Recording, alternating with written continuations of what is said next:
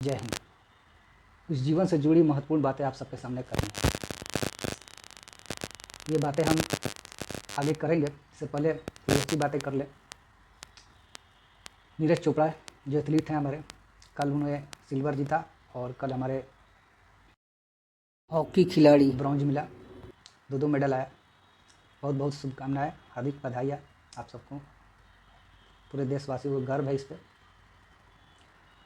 और कल एक और भी न्यूज़ आया, कल वक्फ बोर्ड जो है उस पर नया एक संशोधन बिल आया, सरकार का एक नया पहलू, जिसे जितने भी हमारे गरीब मुस्लिम वर्ग है जो आर्थिक स्थिति से कमज़ोर हैं, उन लोगों को सहायता प्रदान हो सके वक्फ बोर्ड की संपत्तियों से। और उसमें बहुत कुछ सुधार के नए चीज़ का पहल किया गया। सरकार ने ये सराहनीय है इस काम को, जो इस चीज़ से वंचित रहते कि हमारे मुस्लिम भाई बहनों माताओं के लिए ये बिल लाभकारी होगा। लेकिन एक सबसे बड़ी ज़रूरी बात, हिंदुस्तान पेपर में आज की डेट में एक खबर छपी है और ये अंतर्राष्ट्रीय पेज पर छपी हुई है। और ये खबर 9 अगस्त 2024, ये खबर बहुत ज़रूरी है और आम लोगों की ज़िंदगी से जुड़ी हुई खबर है। और ये खबर अंतर्राष्ट्रीय पेज पर खबर छपी है हिंदुस्तान न्यूज़पेपर का, इसी के बारे में चर्चा करेंगे। हर आदमी आजकल कोई ना कोई मेडिसिन दवा अपने जीवन में उसका उपयोगिता है, कोई ना कोई चीज़ से सफ़र कर रहा है बीमारी से, और उन्हें दवा पे निर्भर है। आज तक आप सब ने सुना होगा कि इंडिया एक बहुत बड़ा दवा का हब है, यहाँ बहुत बड़ी मैन्युफैक्चरिंग होता है दवा। लेकिन ये सभी दवाएं एक ट्रायल बेसिस से होकर गुजरती है, एक क्लिनिकल ट्रायल, पहले जीव जंतु पर फिर आदमी पर, तब जाके इस दवा का निष्कर्ष होकर इसे फाइनलाइज किया जाता है, तब जाके दवा ये मार्केट में आती है। लेकिन अब इस न्यूज़ के अनुसार से जितने भी अब विदेशी दवाएं हैं, ये दवा अब क्लिनिकल ट्रायल के बगैर ही इंडिया में बेची जाएगी। अब ये दवाएं किस किस जगह से आएंगी, आपको इस न्यूज़पेपर के कटिंग में आपको दिखाई देगा। देखिए न्यूज़पेपर के कटिंग में जो है वही आपको पढ़कर बता रहा हूँ। अमेरिका की दवाएं बिना ट्रायल भारत में बिकेगा। केंद्र सरकार ने America, Europe, Japan, Britain, Australia और कनाडा में मंजूरी प्राप्त नई दवाओं को भारत में बिना किसी क्लिनिकल ट्रायल के बिक्री की मंजूरी दे दी है। स्वास्थ्य सचिव अपूर्वा चंद्रा और drug controller general doctor Rajeev Raghuvanshi ने गुरुवार को दिल्ली में यह जानकारी दी। सरकार का दावा है कि इस फैसले से दुनिया में बनने वाली नई दवाएं तत्काल देश में मरीजों को उपलब्ध हो सकेगी। अभी तक क्लिनिकल ट्रायल की प्रक्रिया में 3 से 5 वर्ष लगते हैं।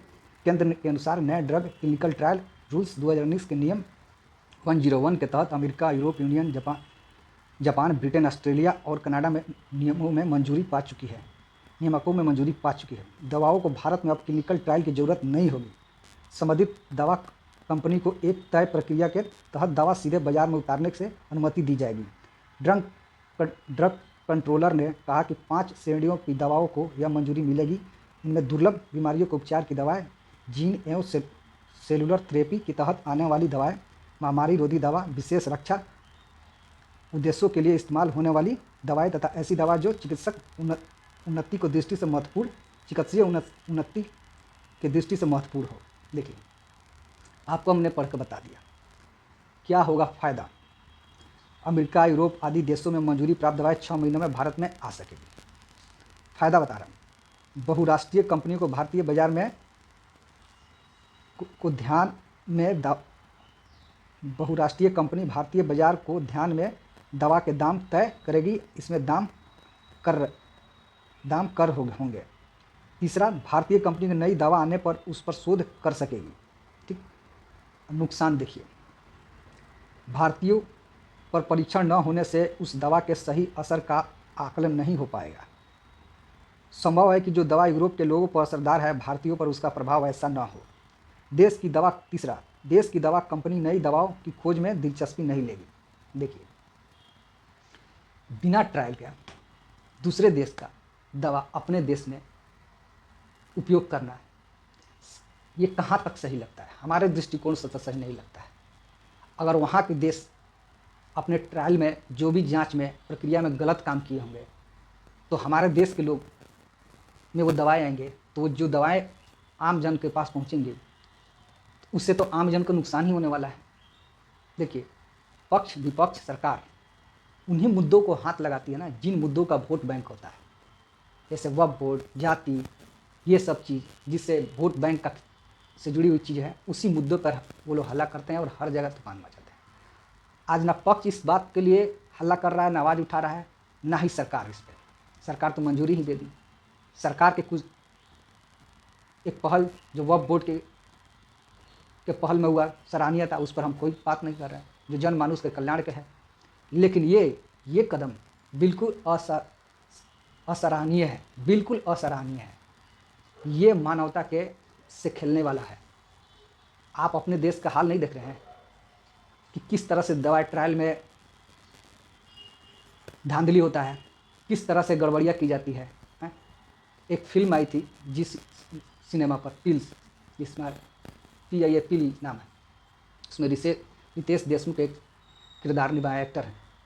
उसमें दिखाया गया कि किस तरह से भारतीय फार्मासिस्ट कंपनियां हैं, जो फार्मा बड़ी बड़ी कंपनियां, ये अपनी दवा को लॉन्च करने के लिए किस हद तक जाती है, और उसमें मेडिकल इंस्टीट्यूशन से लेकर हर विभाग के लोग किस तरह से संलिप्त हैं इस सब चीज़ों में।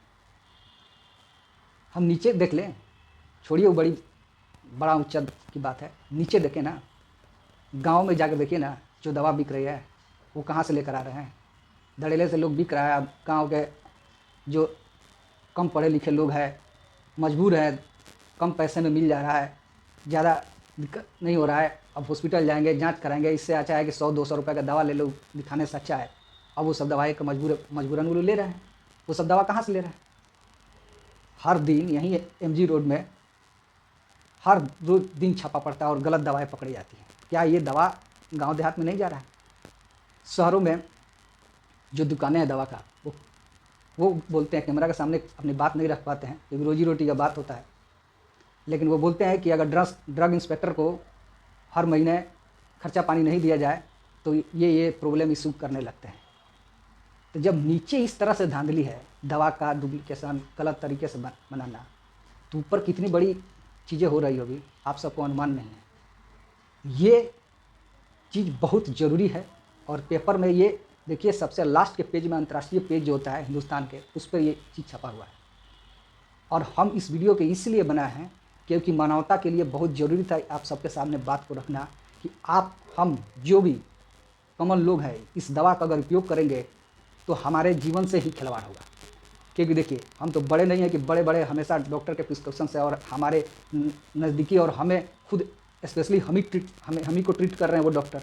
तो वो डॉक्टर तो जान रहे हैं ना कि उन लोग बड़े लोग हैं कि उनको ये दवा नहीं खाना है, तो वो तो नहीं खाएंगे। लेकिन हमारे पास तो पर्सनल डॉक्टर नहीं है, वो तो डॉक्टर लिखेंगे ही और हम जाकर वो दवा लेंगे ही ना। हमें तो पता नहीं है कि वही दवा है जो मार्केट में आई है, कि हम उसे अवॉइड कर सकें, क्योंकि हम वो दवा खाएंगे और हम पर प्रभाव होगा। क्योंकि उचित सी बात है, दूसरे देश का दवा जो किस हालात परिस्थिति से ट्रायल होकर हमारे देश में आ रहा है, वहाँ के हर मनुष्य का, हर व्यक्ति का, टेम्परेचर का, वातावरण का, बॉडी पर्सनालिटी का, हर चीज़ का प्रभाव पड़ता है। क्या हमारे जो उसमें नुकसान दिया गया था, क्या हमारे देश के लोगों पर ये सब नुकसान नहीं देगा? इसलिए सरकार का ये बहुत बड़ी असराहनीय कदम है। ये चीज़ लाभ से ज़्यादा नुकसान है। कम से कम आप अपने विभाग को दुरुस्त कीजिए कि उस सब दवाओं को, ठीक है समय से लेट हो जाता था, जल्दी लेट होने के और जल्दी के चक्कर में हम लोगों को ज़िंदगी से नहीं ना खेलेंगे। हम तो ज़िंदगी से खेल रहे हैं लोगों को। जल्दीबाजी में कहता हड़बड़ काम शैतान का। ये हड़बड़ी किस बात की है? ये देखिए, माफिया लोग हैं हर विभाग में। जो सरकार ये कदम उठाई है, मोदी जी के कैबिनेट सरकार, ये सरकार में सब गोल्ड मेडलिस्ट नहीं है कि सब गोल्ड मेडल पाकर बहुत ईमानदार बैठे हुए हैं। चाहे पक्ष हो चाहे विपक्ष हो, चाहे सरकार में हो, हर जगह वैसे ही भी लोग हैं। उसमें भी भ्रष्टाचारी लोग हैं, माफिया लोग हैं, जो इन सब चीज़ों में इन्वॉल्व हैं। अगर इन सब चीज़ों के लिए सरकार अगर अपना कदम नहीं उठाएगी तो वो लोग सरकार गिरा देंगे। कोई मीडिया कर्मी भी इस पर बड़ा इतना बड़ा न्यूज़ छपा, इस पर कोई चर्चा नहीं चला। हमें समझ में नहीं, इतना बड़ा डिसीजन पर कोई मुद्दा ही नहीं चल रहा है। इतना बड़ा मुद्दा बिना क्लिनिकल ट्रायल की दवाएं कैसे आ सकती है भारत में? और वो लोग चुप क्यों है सारा समाज?